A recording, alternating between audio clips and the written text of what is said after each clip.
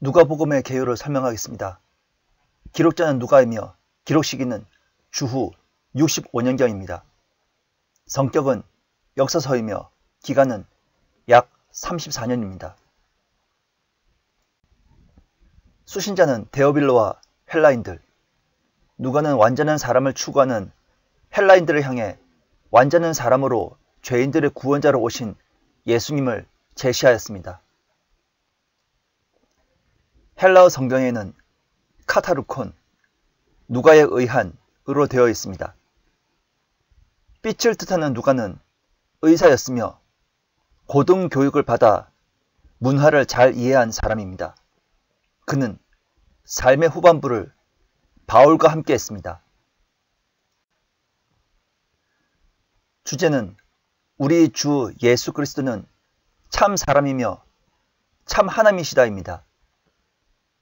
동정녀 탄생을 강조, 어린 시절을 자세하게 기록함으로 인성을 언급함. 예수님의 사역은 낮은 곳에 임하시는 소망과 죄사함을 주셨으며 잃어버린 양, 잃어버린 드라크마, 잃어버린 아들을 구원하시는 주님의 사역으로 강조됩니다. 그러므로 주 예수 그리스도께서는 죄인들의 친구이십니다. 목적은 데오빌로 각하와 헬라인과 이방인들에게 자세히 그리스도를 소개하기 위함입니다. 인류를 위하여 구세주로 오신 하나님의 아들은 참 사람이십니다. 그분은 완전한 사람으로 그의 참된 인성을 본받아야 합니다. 따라서 그분을 참 하나님, 참 사람으로 알고 믿어야 합니다. 핵심장은 15장이며 잃어버렸다 찾은 것입니다. 핵심절은 인자가 온 것은 잃어버린 자를 찾고 또 구원하려는 것이라 19장 10절입니다. 핵심 단어는 찾아, 구원하다입니다. 핵심구는 인자입니다. 누가복음의 내용을 설명하겠습니다. 누가복음은 신약 성경에 포함된 복음서들 중에서 양적으로 가장 큰 복음서입니다. 실제로 누가복음과 사도행전을 합치면 바울의 모든 서신을 합친 것보다 많으며 요한 서신을 다 합친 것보다 많습니다. 누가복음의 저자는 사랑하는 의사 누가입니다. 누가복음과 사도행전이 같은 저자의 손에 의해 기록된 문서란 데에는 아무런 이의가 없습니다. 그는 사도행전에 기록된 사도 바울의 선교 여행에 동행했습니다. 또한 그는 바울이 처형당할 때에도 함께했습니다. 누가복음은 사도행전이 기록되기 전에 기록되었습니다. 따라서 아마도 AD 58년에서 AD 60년 사이에 기록되었을 것입니다. 누가복음의 기록 장소는 정확하지 않습니다. 어떤 이들은 그리스, 카이사랴 혹은 팔레스타인의 어떤 장소에서 기록되었을 수도 있다고 추정합니다. 누가는 바울이 카이사랴에서 구금당했을 때에도 그와 함께 했습니다. 이때 바울은 여러 제자들과 교제하고 예수님께서 행하신 일들을 본 사람들과 교제하였을 것입니다. 초기 기독교의 선교 과정에서 로마 정부에 의해 정치적으로 유죄 판결을 받은 예수를 전파한다는 것은 어려운 일이 아닐 수 없었습니다. 누가로서는 이러한 상황에 직면하여 예수님이 정치적으로 유죄 판결을 받고 처형된 것이 아님을 변호함으로써 복음 전파의 걸림돌을 제거하려고 했고 로마 정부와 대립적이며 투쟁적인 관계가 아니라 도덕적이며 건전함을 밝힘으로써 로마를 향한 기독교의 발판을 다지려 하였습니다.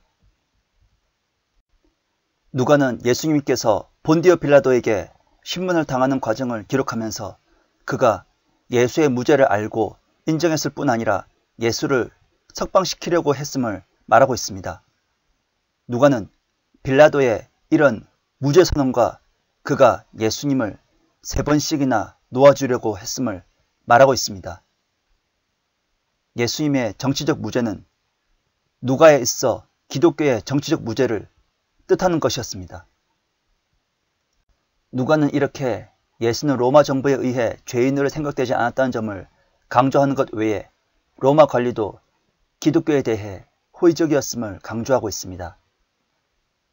누가복음 7장 9절에서 칭찬받은 로마 군인 백부장은 예수님께서 이 일을 해줄만 하나이다 했으며 십자가형을 지휘하던 백부장은 예수님의 최후의 장면을 지켜보며 참으로 이 사람은 의인이었도다 라고 고백하고 있습니다. 누가는 예수 그리스도를 하나님의 아들로서 보다는 인자로 제시합니다. 그는 그리스도의 인성을 강조하는 반면 요한은 예수님의 신성을 강조합니다. 그분의 계보는 아담까지 거슬러 올라가며 그분의 어머니와 그분의 유아기와 소년 시절에 대해서는 아주 상세한 설명을 해줍니다. 성경 독자들은 누가가 특별히 이방인적인 요소를 강조함을 발견할 수 있을 것입니다. 예를 들어서 문화의 비유가 그렇습니다. 마태복음 25장 14절에서 30절에는 달란트의 비유가 나옵니다. 또한 마태복음의 천국이 누가복음에서는 하나님의 나라로 대체되어 있다는 것을 볼 수 있습니다. 이는 누가 자신이 사도 바울의 사역에 영향을 받았음을 나타냅니다. 바울은 AD 30년경 그리스도께로 회심했습니다. 종말 지연의 문제는 비단 누가만이 아니라 1세기 후반에 기록된 문서들의 저자들이 직면했던 문제였습니다. 초대 그리스도인들은 자기들이 죽기 전에 예수님께서 재림하여서 이 세상이 끝날 것으로 믿었습니다. 그런데 하나씩 죽어가는 가운데 아직도 재림이 오지 않고 임할 것 같이 생각되지 않는 신앙적인 동요와 위기가 생겨난 것입니다. 누가는 이런 상황에 직면해서 신앙의 위기에 처한 그리스도인들에게 무엇인가 적절한 신앙적 해답을 제시하고 그들을 신앙적으로 바로 지도해야 될 필요성을 느꼈을 것입니다. 누가는 이렇게 종말을 좀 더 멀리 밀어놓고 그때까지의 초림과 재림의 중간 시대를 온 세계에 복음을 전파해야 할 교회 시대, 복음 전파의 시대로 해석하고 있습니다. 이 점은 부활하신 예수님께서 그의 제자들을 향해 그러나 성령께서 너희에게 임하시면 너희가 능력을 받으리니 그러면 예루살렘과 온 유대와 사마리아와 땅끝까지 내게 증인이 되리라 고하시니라. 사도행전 1장 8절에서 하신 말씀 가운데 분명히 드러나고 있습니다. 그러나 지금 라오디케아 시대는 복음이 전파되지 않은 곳이 없으며 다만 복음을 거부하는 믿지 않는 자들과 WCC와 WEA로 배교하는 기독교계가 있는 것이 현실입니다. 배교한 기독교계의 가르침은 지옥의 자식을 더욱 악한 지옥의 자식으로 만듭니다. 그들은 7년 대환란에 들어가는 남겨짐을 당할 것입니다. 반면 교회 시대에 구원을 받은 거듭난 그리스도인들은 7년 대환란을 통과하지 않고 휴거됩니다. 누가복음은 선한 사마리아인과 돌아온 탕자, 불의한 청지기와 같은 유명한 비유를 포함하여 다른 복음서에는 나오지 않는 많은 양의 자료들을 소개합니다. 예수님이 삭개오를 만난 이야기와 나인성 과부의 아들을 살린 이야기, 십자가에서 자신을 못 박은 이들의 용서를 구하는 예수님의 기도, 같이 죽어가던 강도에게 낙원을 약속하는 모습 등은 누가복음에만 기록되어 있습니다. 그렇지만 누가는 조심스럽게 예수 그리스도의 신성과 왕대심을 보여줍니다. 그러므로 누가복음은 그의 이름이 가지인 사람에 대한 복음입니다.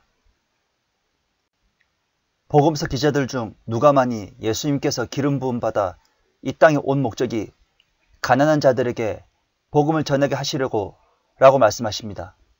그래서 영이 가난한 자는 복이 있나니와는 달리 가난한 자들은 복이 있나니 라고 말씀하심으로써 문자 그대로 경제적으로 가난한 자가 복이 있다고 가난한 자를 축복하고 있습니다. 그런데 가난한 자에 대한 누가복음의 이런 관심은 부자들에 대한 저주와 경고와 더불어 나란히 나타나고 있습니다. 누가복음은 가난한 자의 축복 선언과 함께 부자에 대한 저주 선언을 나란히 강조하고 있습니다. 그리고 부자와 나사로의 비유도 마찬가지로 운명이 바뀌어질 것을 말합니다. 예수님이 경제적인 측면뿐만 아니라 사회적, 영적 중요성까지 포함하는 구약을 배경으로 가난과 불안은 단어를 사용하였음을 유념해야 합니다. 예수님이 지칭하는 가난한 자들은 돈이 없을 뿐만 아니라 자신들의 필요를 위해 하나님께 의지하는 사람들을 말하며 부자는 단지 돈을 가진 사람이 아니라 자신들의 부와 힘으로 가난한 사람들을 억압하는 사람들을 일컫습니다. 지금 은혜의 경륜인 교회 시대에서는 부자들도 누구든지 주 예수 그리스도를 믿으면 구원을 받습니다. 그러나 교회 시대가 끝나고 대환란에는 부자가 되기 위하여서는 짐승의 표를 받아야 하기 때문에 부자는 구원을 받을 수 없는 것입니다. 그러므로 우리는 세대적 경륜을 구별해야 합니다. 예수님은 유대 사회에서 소외된 사람들에게 관심이 많으시며 그들과 지속적으로 어울리십니다. 가난한 자, 죄인, 여자 등이 그런 사람들이었습니다. 누가는 종종 이 같은 주변인들이 예수님의 메시지에 특별히 잘 반응한 것으로 묘사합니다. 예수님 당시 세리와 죄인은 사회적으로 소외된 버림받은 자들로서 같은 의미로 언급되고 있습니다. 그러나 예수님께서는 세리를 향해 나를 따라오라고 하셨습니다. 또 세리와 더불어 앉아 음식을 드셨으며 삭개오의 집에 있기도 했습니다. 그래서 사람들은 예수님을 세리와 죄인들의 친구라고 부르기까지 하였습니다. 누가복음에서만 바리새인과 세리의 비유가 나오며 내가 너희에게 말하노니 이 사람이 저 사람보다도 의롭게 되어 자기 집으로 내려갔느니라. 이는 자신을 높이는 자마다 낮아질 것이요 자신을 낮추는 자는 높아질 것이기 때문이라. 18장 14절로 세리를 말씀하십니다. 또 누가는 죄인 한 여인이 향유로 예수님의 발을 닦아주어 죄를 용서받는 이야기를 소개하고 있습니다. 누가는 여인들의 이야기를 수집하여 많이 소개하고 있습니다. 사렙다 과부, 나인성 과부, 나사로의 자매들인 마리아와 마르다, 예루살렘 성에서 우는 여인들, 그리고 이런 여인들의 이야기가 긍정적으로 다루어지는 것이 중요합니다.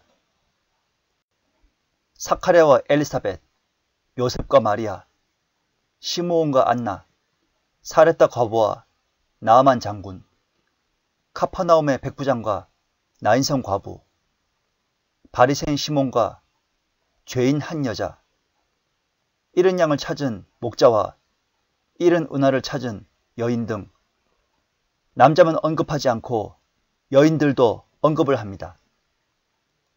이것은 유대인이나 헬라인도 없고 종이나 자유인도 없으며 남자와 여자도 없으니 이는 너희 모두가 그리스도 예수 안에서 하나이기 때문이라. 갈라디아서 3장 28절에 해당됩니다. 누가복음에서 사마리아인에 대해 처음 언급한 것은 9장 51절에서 56절입니다. 야고보와 요한이 주여 우리가 하늘에서 불이 내리도록 명하여 마치 엘리야가 한 것처럼 그들을 살라버리기를 원하나이까?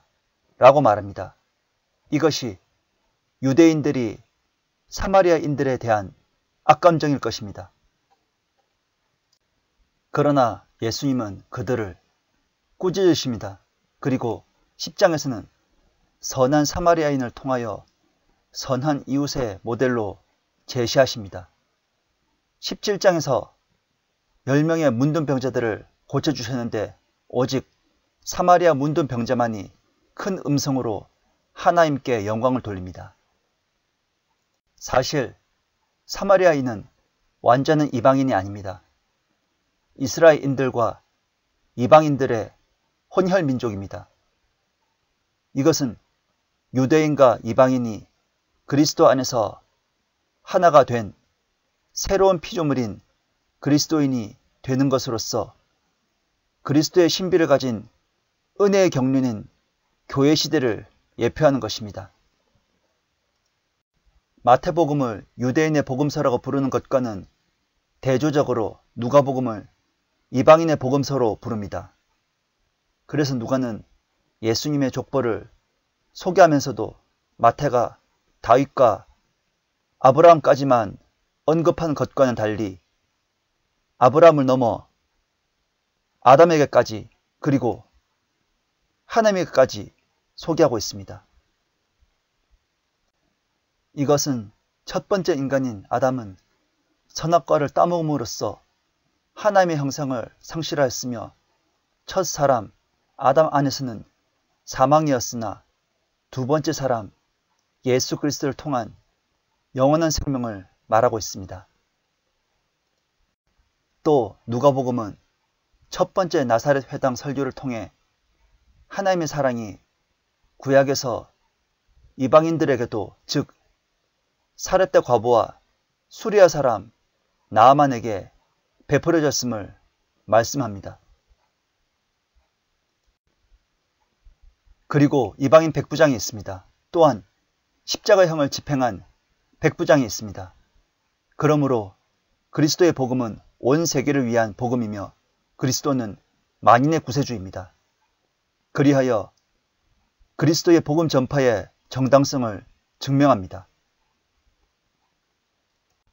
한편 누가복음은 청지기 직을 통하여 제자들이 예수님을 따름에 있어서 돈을 사용하는 방식을 통해 자신들의 신실함을 나타내야 함을 강조합니다. 누가복음을 분석하겠습니다. 1. 복음서 저자의 소개 1장 1절에서 4절 2. 예수님의 인간 친족 관계 1장 5절에서 2장 52절 3. 예수님의 침례와 가계와 시험 3장 1절에서 4장 13절 4. 갈릴리에서 인자와 선지자 왕으로서의 사역 4장 14절에서 9장 50절 첫 번째 나사렛과 카퍼나움과 그 주변 4장 14절에서 5장 16절 두 번째 유대인 거부자들과 논쟁 5장 17절에서 6장 11절 세 번째 설교 6장 12절에서 49절 네 번째 활동 7장 1절에서 8장 3절 다섯 번째 비유 8장 4절에서 21절 여섯 번째 기적과 표적 8장 22절에서 56절 일곱 번째 제자 파견과 5,000명 먹이심 9장 1절에서 17절 여덟 번째 그리스도의 고난을 선언 9장 18절에서 50절. 5. 갈릴리에서 예루살렘까지 인자의 여정 9장 51절에서 19장 44절. 첫 번째, 제자의 훈련과 파견 9장 51절에서 11장 13절. 두 번째, 바리새파와의 대결 11장 14절에서 54절. 세 번째, 경고의 말씀 12장 1절에서 53절. 네 번째, 회개의 촉구 12장 54절에서 13장 31절. 다섯 번째, 식탁에서 한 말씀 14장 1절에서 24절.